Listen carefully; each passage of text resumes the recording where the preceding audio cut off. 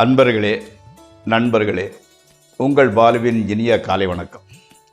இன்று மார்ச் மாதம் 30ஆம் தேதி, அதாவது தமிழுக்கு பங்குனி மாதம் 16ஆம் தேதி, ஞாயிற்றுக்கிழமை. பிரதமை திதி மத்தியானம் 12:49 வரை, அதற்கு மேல் துதியை திதி. ரேவதி நட்சத்திரம் சாயங்காலம் 4:35 வரை, அதற்கு மேல் அஸ்வினி நட்சத்திரம். அப்போது சந்திராஷ்டமம் 4:35 வரை சிம்ம ராசிக்காரர்களுக்கு உரியது, அதற்கு மேல் கன்னியா ராசிக்காரர்களுக்கு உரியது. இன்று ராகு காலம் சாயங்காலம் 4:30 6 வரை, யமகண்டம் மத்தியானம் 12 1:30 வரை, நல்ல நேரம் காலையில் 6 7 வரை, 10 11 வரை, சாயங்காலம் 3 4 வரை. நீங்கள் அணிய வேண்டிய துணியின், அதாவது சட்டை போடக்கூடிய சட்டினோட கலர் பிங்க் அல்லது மெரூன், டார்க் ரெட்டுன்னு வச்சுக்கலாமா. தவிர்க்க வேண்டியது ப்ளூ அல்லது பிளாக், அது வேண்டாம், துரதிர்ஷ்டத்தை கொடுக்கும். சாப்பிடக்கூடியது முள்ளங்கி அல்லது புதினா சேர்த்துக்கொள்ளலாம்.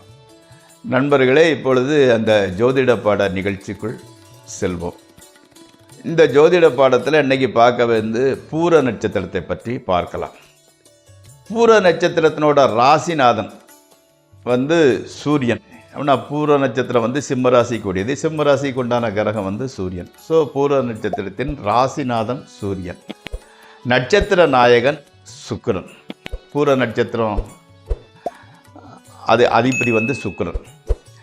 இவர்கள் அதாவது பூர நட்சத்திரத்தில் பிறந்தவர்கள் வலிமையும் கம்பீரமான ஒரு தோற்றமும் வசீகரமான பேச்சும் உடையவர்கள். தான தர்மம்லாம் ரொம்ப இறக்க குணம், தான தர்மங்கள்லாம் நிறைய செய்பவராக இருப்பார். அரசியல் கட்சி தொடர்பினால் நல்ல காசு சம்பாதிக்கக்கூடியவராகவும், பெண்கள் மீது இச்சை அதிகம் உடையவராயும், மாதரை மகிழ்விப்பவராகவும், தேச சஞ்சாரியாகவும், எப்பவும் ட்ராவலிங் சுற்றிக்கிட்டே இருப்பார், தேச சஞ்சாரியாகவும் இருப்பார். நண்பர்களே, இப்பொழுது நாம் ராசி பலன் நிகழ்ச்சிக்குள் செல்வோம். இந்த ராசி பலன் நிகழ்ச்சி உங்களுக்கு பயன்படுமாயின் சப்ஸ்கிரைப் செய்யவும், நண்பர்களுடன் பகிர்ந்து கொள்ளவும். முதலில் மேசராசி. மேசராசிக்காரர்களுக்கு இன்றைக்கு பணவிரயம், வீண் அலைச்சல், மனைவி மக்களால் கொஞ்சம் ஒரு கவலை, திருடர் பயம், வீட்டில் காசு இருக்குதோ இல்லையோ, திருடர் பயம், நோய் தொல்லை ஆகியவை ஏற்படலாம். ஆனாலும் நண்பர்கள் உறவினர்கள் உதவியாகவும் ஆதரவாகவும் இருப்பதனால் மனதிற்கு ஒருவித நிம்மதி கிடைக்கிறது. வெளியூர் பிரயாணங்களை தவிர்த்து விடுங்கள், அதனால் எந்த உபயோகமும் இருக்கப் போவதில்லை. அடுத்து ரிஷபராசி.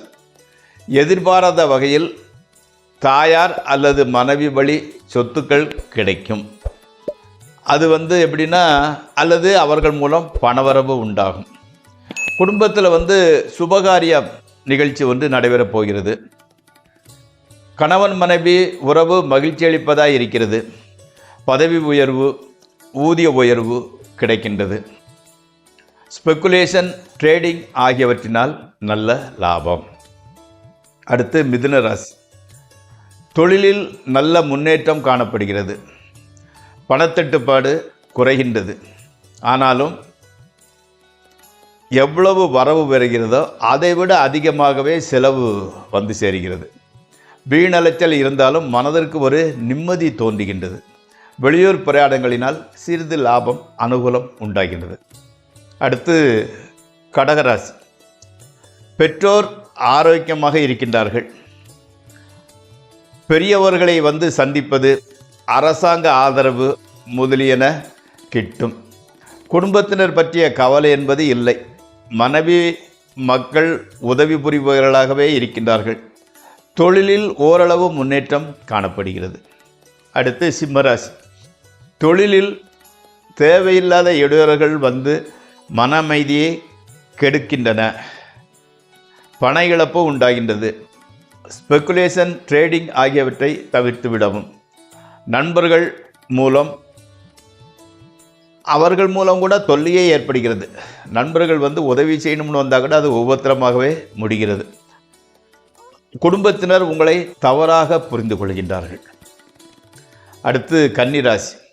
எடுக்கும் முயற்சிகள் தோல்வியையே பரிசாக கொடுக்கின்றன. தொழிலில் ஒரு மந்த நிலை காணப்படுகின்றது. வெளியூர் பிரயாணங்களினால் நன்மை எதுவும் ஏற்பட போவதில்லை. பெண்களினால் கெட்ட பெயர் உண்டாகக்கூடும். ஸோ பெண்களிடம் எச்சரிக்கையாக பழகுங்கள். அடுத்து துளாராசி. செய்தொழிலில் வெற்றியும் முன்னேற்றமும் கிடைக்கின்றது. நோய்கள் விலகி உடல் ஆரோக்கியம் அபிவிருத்தி அடைகின்றது. செல்வம் செல்வாக்கு அதிகரிக்கின்றது. எதிர்பாராத வகையில் தனலாபம் ஏற்படுகின்றது. புதுமனை புகுவதும் புத்தாடைகள் வாங்குவதும் நிகழும். அடுத்து விருச்சிகம். பண வரவை விட செலவு அதிகமாகின்றது. கடன் தொல்லைகள் கவலையை அளிக்கின்றன. ஸ்பெக்குலேஷன், ட்ரேடிங் ஆகியவை நஷ்டத்திலேயே முடிகின்றன. குடும்பத்தில் சுபகாரியம் நடந்தாலும் அதன் மூலம் ஒன்றிரண்டு விரும்பத்தகாத நிகழ்வுகளும் நடக்கின்றன. அடுத்து தனுசு ராசி. உடல்நலம் கொஞ்சம் டல்லாகவே இருக்கின்றது. பணம் வரவுக்கு மேல் செலவு அதிகரிக்கிறது. எச்சரிக்கையுடனும் நிதானத்துடனும் நடந்து கொள்ளாவிட்டால் தீமையே ஏற்படும். மனச்செலவு சோர்வுக்கு இடம் தர வேண்டாம். கணவன் மனைவி உறவு மகிழ்ச்சியாகவே இருக்கின்றது. அடுத்து மகர ராசி. உறவினர்கள் உதவ முன்வருகின்றனர். குடும்பத்தில் ஒரு புதிய ஜீவன் தோன்றப் போகின்றது. எடுத்த காரியங்கள் எல்லாம் வெற்றியையே அளிக்கின்றன. தொழிலில் நல்ல ஆதாயம் வருகின்றது. உடல் ஆரோக்கியம் கூட அபிவிருத்தி அடைகின்றது. ஊதாரித்தனமான செலவுகள் குறைந்து பணம் சேருகின்றது. அடுத்து கும்பராசி. துன்பங்கள் குறைய ஆரம்பிக்கின்றன. வீண் செலவு, வீண் அலைச்சல் மாத்திரம் அப்படியே இருக்கின்றது. வீடு, மனை முதலியவை வாங்கலாம். ஸ்பெக்குலேஷன், ட்ரேடிங் ஆகியவற்றில் ஓரளவு லாபம் கிடைக்கின்றது. கணவன் மனைவி உறவு சிறப்பாக இருக்கின்றது. அடுத்து மீனராசி.